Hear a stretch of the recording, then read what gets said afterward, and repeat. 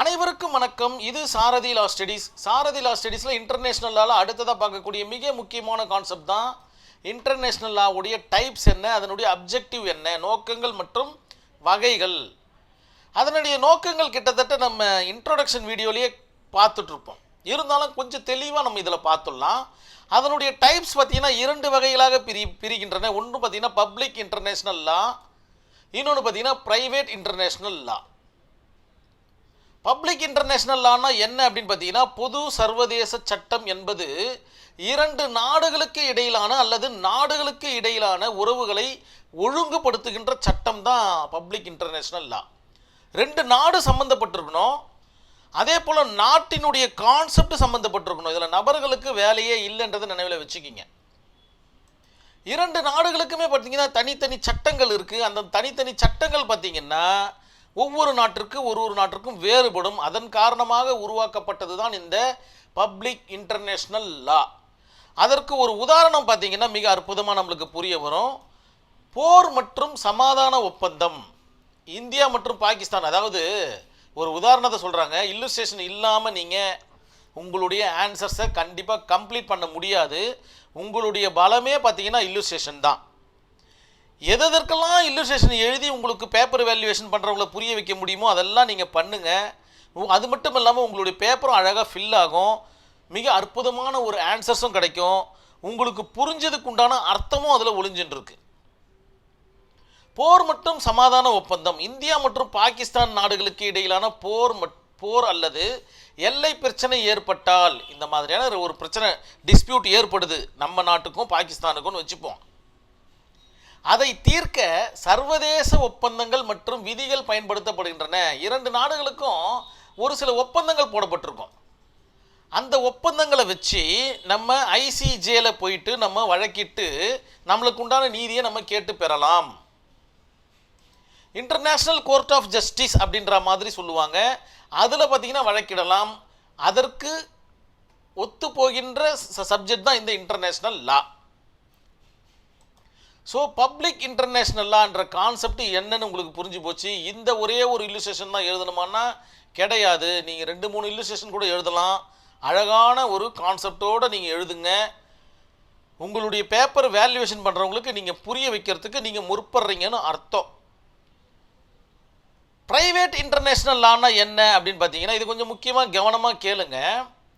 சர்வதேச சட்டம் வெளிநாட்டு கூறுகள் உள்ள தனி நபர் இதில் இன்வால்வ் ஆகிருக்கணும். நம்மளோட இன்ட்ரோடக்ஷன் வீடியோலேயே பார்த்தீங்கன்னா தனி நபர்னு ஒரு வார்த்தை ஒன்று வந்திருக்கும், கவனிச்சிருப்பீங்கன்னு நினைக்கிறேன். அந்த மாதிரி தனி நபருடைய வழக்கை கையாளும் சட்டம் தான் ப்ரைவேட் இன்டர்நேஷ்னல் லா. கண்டிப்பாக உங்களுக்கு புரிஞ்சிருக்கும். இன்னும் ஒரு உதாரணத்தை பார்த்தா மிக தெளிவாக புரிஞ்சிடும். இந்திய நாட்டை சேர்ந்த ஒருவர் யுனைடெட் கிங்டம் யூகேல பார்த்தீங்கன்னா சொத்தை வைத்திருக்கிறார். இந்திய பிரஜை பார்த்தீங்கன்னா யூகேல பார்த்தீங்கன்னா ப்ராப்பர்ட்டி வாங்கி வச்சிருக்காரு. அவர் இறந்த பிறகு அந்த வாங்கிய நபர் பார்த்தீங்கன்னா இறந்துட்டார் அப்படின்ற பட்சத்தில் அந்த குடும்பத்துக்கு பார்த்தீங்கன்னா சொத்து குறித்த வழக்கு ஏற்படுது. எனக்கு வேணும் உனக்கு வேணும் அப்படின்ற மாதிரி கேட்டுக்கிறாங்க. அப்படி ஒரு பிரச்சனை ஏற்பட்டால் அந்த வழக்கை எங்கு நடத்துவது என்பதை தீர்மானிக்கின்ற கான்செப்ட் தான் இந்த ப்ரைவேட் இன்டர்நேஷ்னல் லா. அந்த வழக்கை எந்த நாட்டின் சட்டம் பொருந்தும் என்பதை தீர்மானிக்கும் நீதிமன்றம் தான் இந்த ஐசிஜே என்று சொல்லப்படுகின்ற ப்ரைவேட் இன்டர்நேஷ்னல் லாவை நடத்துகின்ற ஒரு கான்செப்ட். புரிஞ்சிருக்கும் நம்புகிறேன். அது மட்டும் இல்லாமல் இன்னும் ஒரு இல்லுஸ்ட்ரேஷனும் நீங்கள் தாராளமாக எழுதலாம். இன்னும் கொஞ்சம் எலாபரேட்டாக உள்ளே போகிறோம் பாருங்கள். ஒரு வழக்கில் வெளிநாட்டு தொடர்பு இருந்தால், நல்லா புரிஞ்சுக்கிங்க, ஒரு வழக்கு ஒன்று இருக்குது, தனி நபருடைய வழக்கு. அந்த வழக்கில் வெளிநாட்டினுடைய தொடர்பு இருக்கும் பட்சத்தில் எந்த நாட்டின் சட்டம் பயன்படுத்த வேண்டும் என்பதை தீர்மானிக்கும் சட்டம் தான் தனியார் சர்வதேச சட்டம். இன்னொரு இல்லுஸ்ட்ரேஷன் பாருங்கள். நம்ம நாட்டு பிரஜை ஒருவர் பார்த்தீங்கன்னா வேறொரு நாட்டின் பெண்ணை மணக்கிறார் என்றால், திருமணம் செய்கிறார் என்றால், அவர்களுக்குள் மன முறிவு ஏற்படுகிறது, டிவோர்ஸ் என்ற கான்செப்டுக்கு வராங்கன்னா எந்த நாட்டின் சட்டத்தில் அவர்கள் டிவோர்ஸ் பெற வேண்டும். இந்த மாதிரியான கான்செப்ட் தான் இந்த private international law கையாளுது.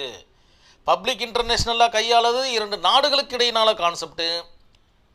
Private international லாவும் இரண்டு நாடுகளுக்கு இடையினால கான்செப்ட் தான், ஆனால் தனிநபர் சார்ந்த கான்செப்ட். புரிஞ்சிருக்கும் நான் நம்புகிறேன். அதனுடைய நோக்கங்களை பாருங்க. சர்வதேச சட்டத்தினுடைய நோக்கங்கள் நாடுகளுக்கிடையே சமாதானம் மற்றும் பாதுகாப்பை நிலைநிறுத்துதல் மிக முக்கியமான நோக்கங்க. இல்லைன்னா சண்டை போட்டு அழிஞ்சிருவாங்க. இப்பெல்லாம் பார்த்தீங்கன்னா போர் பார்த்தீங்கன்னா சண்டை வராமல் இருப்பதற்கு இந்த பப்ளிக் இன்டர்நேஷனலாக மிக அற்புதமான துணை புரியுதுன்றதை நினைவில் வச்சுக்கணும். போர் மற்றும் மோதல்களை தவிர்த்தல். போர் வந்துச்சு எல்லாம் அதை தவிர்ப்பதற்கு உண்டான கான்செப்ட் இதில் இருக்குது. நிறைய ஒப்பந்தங்கள் இருக்கும். அந்த ஒப்பந்தத்தை மீறினா தான் போர் வரும். அந்த ஒப்பந்தத்தை மீறக்கூடாதுன்னு சொல்கிறதுக்கு இந்த சட்டங்கள் உபயோகப்படுகிறது. மனித உரிமைகளை பாதுகாத்தல். தேவையில்லாத மனித உயிரிழப்புகள் இருக்கக்கூடாது. அவர்களை பார்த்தீங்கன்னா கூண்டில் அடைச்சி வைக்கக்கூடாது. இந்த மாதிரியான விவகாரங்கள், கூண்டுன்றது ஜெயில்னு அர்த்தம்.